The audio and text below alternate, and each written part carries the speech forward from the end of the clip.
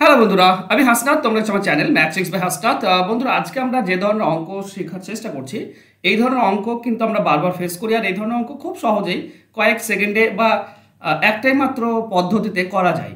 যেমন গ্রন্থাগারে কতগুলি বই পড়ে রয়েছে বা টোটাল বইয়ের সংখ্যা কত, এছাড়া বেতন কত, এই রিলেটেড অনেক কোশ্চেন হয়। আমরা একে একে সবগুলো দেখবো, তাহলে বুঝতে পারবে আমি কোন ধরনের অঙ্কের কথা বলছি।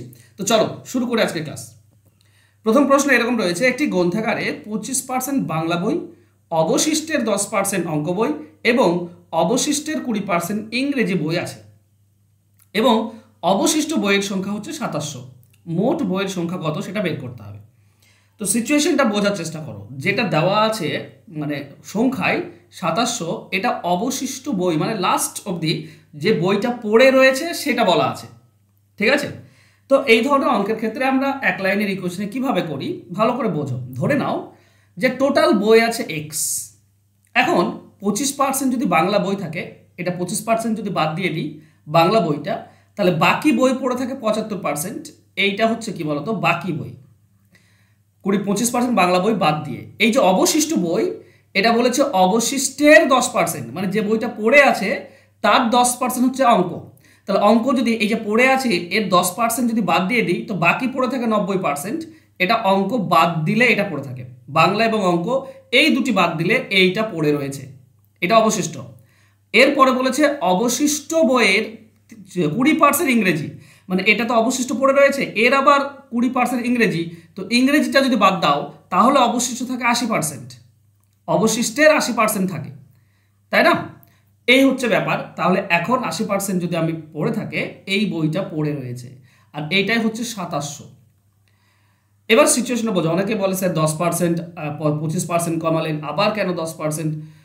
মানে 25% থেকে 10% মানে 35%, আবার 20% মানে 55% কমে যাবে, তা কিন্তু নয়। টোটাল বইয়ের যদি বলতো টোটাল বইয়ের 25% বাংলা, টোটাল বইয়ের 10% অঙ্ক আর টোটাল বইয়ের 20% ইংরেজি, তাহলে হতো। কিন্তু এখানে অবশিষ্ট বলেছে, মানে যেটা পড়ে রয়েছে তার 10%। তার মানে এইভাবেই সিচুয়েশনটা যায়। চলো আমরা অ্যান্সার বের করার চেষ্টা করব। তাহলে এক্স এর ভ্যালুটা কি পাবো? দেখো এদিকে কত রয়েছে 2700, তার 2700 লিখো ইন্টু, দেখো তিনটি 100 এদিকে নিচে আছে, এদিকে আসলে উপরে চলে যাবে। এই লাইনটা আমি এক্সট্রা করছি, এক্সট্রা করার দরকার নেই, তোমরা এখানেই কাটাকাটি করতে পারো। আর উপরে আছে 75, 90 আর 80, সেটা নিচে আসবে। 75 ইন্টু 90 ইন্টু 80, এটা নিচে। বাস কাটাকাটি করো, তোমরা অ্যান্সার পাবে। ঠিক আছে? কি করে কাটবো? দেখো দুটি শূন্য কেটে দাও, এখানে দুটি শূন্য কেটে দাও। এখানে 9 দিয়ে যদি 27 কাটো তুমি 3 পাবে, 3 দিয়ে যদি 75 কাটো 25 পাবে, 25 দিয়ে 100 কাটলে তুমি 4 পাবে, 4 দিয়ে 8 কাটলে 2 পাবে, 2 দিয়ে 100 কাটলে 50 পাবে। 50 আর 100 থাকছে, তার মানে 50 এর পর দুটি শূন্য, 5000। অ্যান্সার হবে অপশন ডি। সিম্পল। সহজ নয় কি এই ধরনের অঙ্ক অ্যান্সার বের করা? ওয়ান লাইন ইকুয়েশনে কিন্তু করা যায় বন্ধুরা। চলো আমরা দেখবো নেক্সট কোশ্চেন। এখানে ভালো করে বোঝার চেষ্টা করো। বলা হচ্ছে রজত বাবু তার মোট আয়ের 15% ব্যাংকে জমা করেন, অবশিষ্ট টাকার 30% সংসার খরচ বাবদ সংসার খরচ করেন। এখন তার কাছে পড়ে রয়েছে 2380 টাকা। তাহলে মোট কত? তো এটা যেটা আছে বলা আছে সংখ্যাতে, সেটা পড়ে রয়েছে লাস্ট অবধি, যেটা পড়ে রয়েছে সেটা। তো এই ধরনের সিচুয়েশনের ক্ষেত্রে আমরা কি করি? আমরা ধরে নিই যে টোটাল আয় হচ্ছে এক্স টাকা, 15% ব্যাংকে জমা রাখলেন, তাহলে 15% বাদ দাও, অবশিষ্ট কত থাকবে? 85% থাকবে। তো 85/100 ইন্টু, এবার অবশিষ্ট টাকা মানে যেটা পড়ে রয়েছে এটা হচ্ছে অবশিষ্ট, এর আবার 30% সংসার খরচ করছে, তাহলে পড়ে থাকবে কত? এর যদি 30% সংসার খরচ করে তাহলে 70% পড়ে রয়েছে, তো 70% বের করো। এটাই পড়ে থাকলো লাস্ট অবধি। লাস্ট অবধি যেটা পড়ে রয়েছে সেটা বলেছে 2380। বাস হয়ে গেল আমাদের অ্যান্সার। এখানে তুমি কোনাকুনি কাটতে পারো বা গুণ করতে পারো, তোমার ব্যাপার। সহজেই দেখো আমরা এখানে কাটছি, একটা শূন্য আর এই পক্ষের একটা শূন্য কাটা যায়। এতে 7 দিয়ে যদি এটা কাটো, 7 3 21 থাকছে 2 28, 7 4 28। এটা 17 দিয়ে কাটলে 5, এটা 17 দিয়ে কাটলে 2।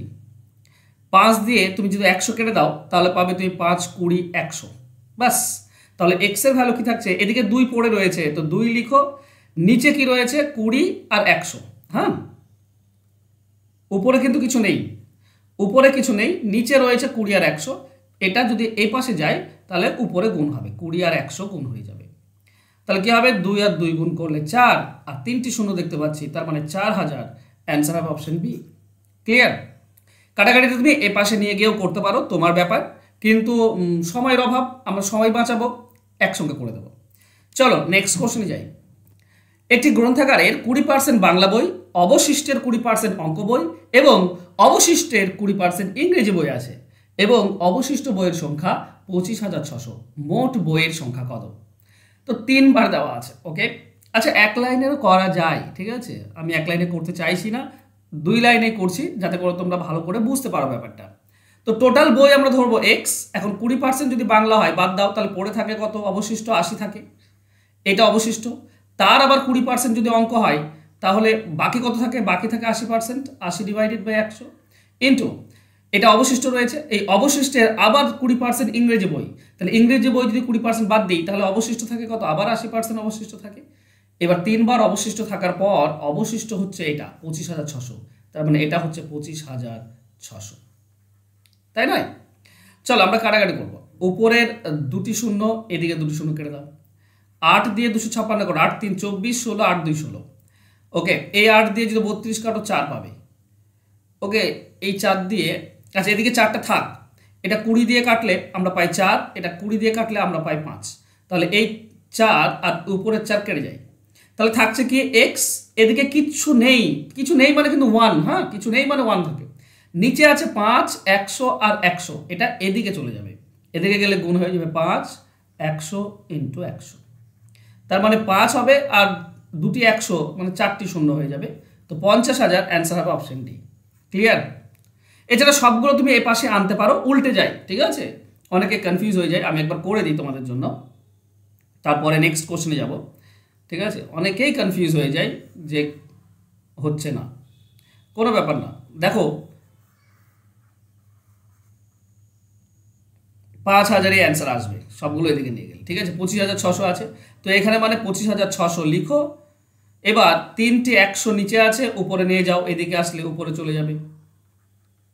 ওকে, আর 3টে 80 নিচে চলে আসবে এদিকে আসলে, বাস অ্যান্সার তুমি পেয়ে যাবে। কি করে পাবে? দেখো এখানে 2টি শূন্য, এখানে 2টি শূন্য কেটে দাও, 8 দিয়ে এটা কাটলে 8 3 24, 32 পাবে, এই 8 দিয়ে কাটলে তুমি 4 পাবে, 4 দিয়ে তুমি এই 80 কাটলে তুমি 20 পাবে, আর 20 দিয়ে 100 কাটলে 5 পাবে, তো 5 100 100, তার মানে 50,000। ঠিক আছে, চলো যাবো আমরা নেক্সট কোশ্চেনে। একজন পিতা তার মাসিক বেতনের 1% 2 ছেলের হাতে খরচের জন্য দেন। বড় ছেলে ওই হাত খরচের 80% পান এবং সে তার 80% খরচ করেন এবং প্রতি মাসে 20 টাকা সঞ্চয় করেন। পিতার মাসিক আয় কত? দেখো পিতার মাসিক আয় বের করব, তার আগে এটা দেখে নাও, পিতা কিন্তু মাত্র 1% দিচ্ছে, তাই না? মানে পিতা যদি 100% তার আয় হয়, তো সেখান থেকে মাত্র 1% 2 ছেলেকে দিচ্ছে। এবার সিচুয়েশনটা বোঝো, এখানে বলেছে বড় ছেলে ওই হাত খরচের 80% পান, মানে পিতা যেটাই 1% যেটা, সে তার 80% পাচ্ছে কে?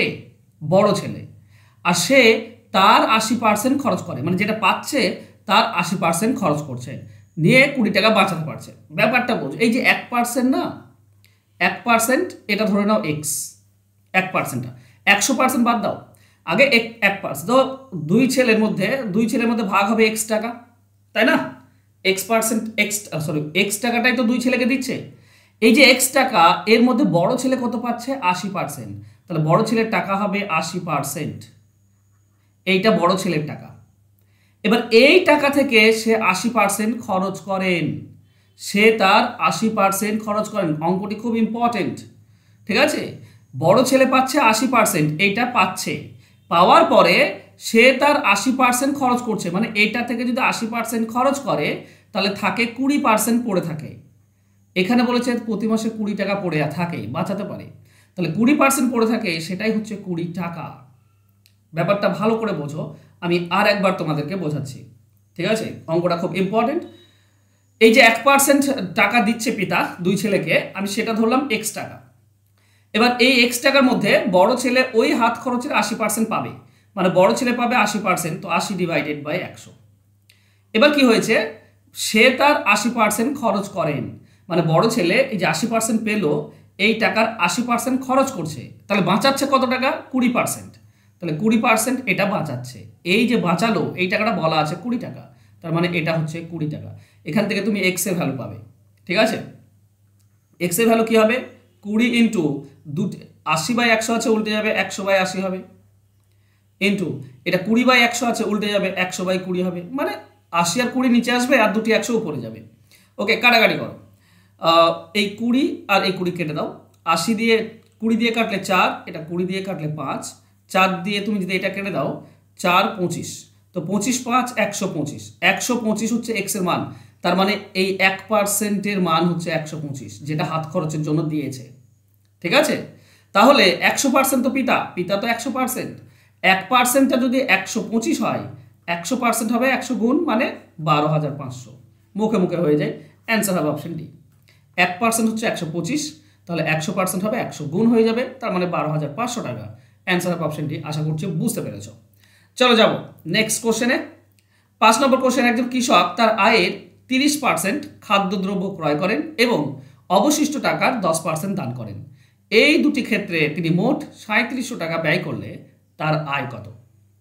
দেখো, একজন কৃষক তার আয়ের 30% খাদ্যদ্রব্য আর অবশিষ্ট টাকা 10% দান করেন, এই দুটি ক্ষেত্রে তিনি 3700 টাকা। এখানে একটা মজার বিষয়, এখানে বাকি বলেনি, তাই না? বাকি এত টাকা পড়ে রইলো তা বলেনি, বলেছে এই যে খরচ হয়েছে 30% আর 10%, সেটা টোটাল হচ্ছে 3700 টাকা। তাহলে তুমি এটা কি করে বের করবে? এটা বের করার একটা সহজ নিয়ম হচ্ছে, ধরে নাও তার যে টোটাল আয় সেটা হচ্ছে 100 ইউনিট, এর মধ্যে 30% খাদ্যদ্রব্যে খরচ করছে, তার মানে সে 30 খরচ করছে, তাহলে পড়ে থাকলো কত? 10, এই 70।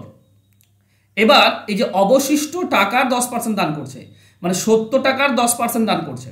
70 টাকার 10% কত? 70 টাকা 10% 7 হবে, 70 টাকা 10% 7, তাহলে একটাতে 30 টাকা খরচ করলো আর একটাতে 7 টাকা খরচ করলো, মোট খরচ করলো 37 টাকা বা 37 ইউনিট। আমরা যদি ইউনিট ধরি তো 37 ইউনিট। এই 37 ইউনিটটা বলা আছে 3700, 37 ইউনিট মানে হচ্ছে 3700, টোটাল খরচ এটা, মানে 100 গুণ। তাহলে 100 ইউনিটটা কত হবে? 100 ইউনিট হবে 100-র সঙ্গে আরও 100 গুণ হয়ে যাবে, মানে 10,000, তাই না? মানে এরকম বলতে পারো 37 ইউনিট মানে 3700, তাহলে 1 ইউনিট কত হবে? 37 দিয়ে ভাগ, তাহলে 100 ইউনিট কত হবে? 100 দিয়ে গুণ, মানে এটার সঙ্গে এটা কাটলে কত পাচ্ছ? 100, তো দুটি 100 গুণ করা, তার মানে 10,000।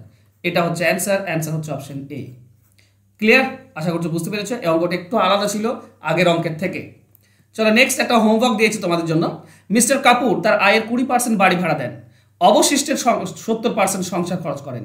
যদি তিনি 1800 টাকা সঞ্চয় করেন তাহলে তার টোটাল আয় কত? এখানে মনে রেখো 20% বাড়ি ভাড়া, তারপর অবশিষ্টের 70% খরচ। ঠিক আছে, তো কমেন্টে লিখো হোমওয়ার্ক এবং তোমাদের অ্যান্সার। আর তোমরা যদি অঙ্ক শিখতে চাইছো চ্যাপ্টার ধরে ধরে, বন্ধুরা ফোন নাম্বার নিচে দিয়ে দিয়েছি, জাস্ট যোগাযোগ করো। এখানে তুমি চ্যাপ্টার ওয়াইজ অ্যারিথমেটিকের সমস্ত কিছু পেয়ে যাবে। ঠিক আছে, অ্যারিথমেটিকের সমস্ত কিছু পেয়ে যাবে, অ্যালজেব্রা পেয়ে যাবে, মেনসুরেশন পেয়ে যাবে, জ্যামিতি পেয়ে যাবে। তো সব কিছু যদি করতে চাও তাহলে এই ফোন নাম্বারে যোগাযোগ করো। সামান্য কিছু টাকা দিয়ে আমি তোমাদেরকে সমস্ত চ্যাপ্টার শিখিয়ে থাকি। আশা করছি তোমাদের আজকে ক্লাস ভালো লেগেছে। ভালো লাগলে অবশ্যই লাইক, কমেন্ট এবং শেয়ার করে দাও। Thank you so much, by.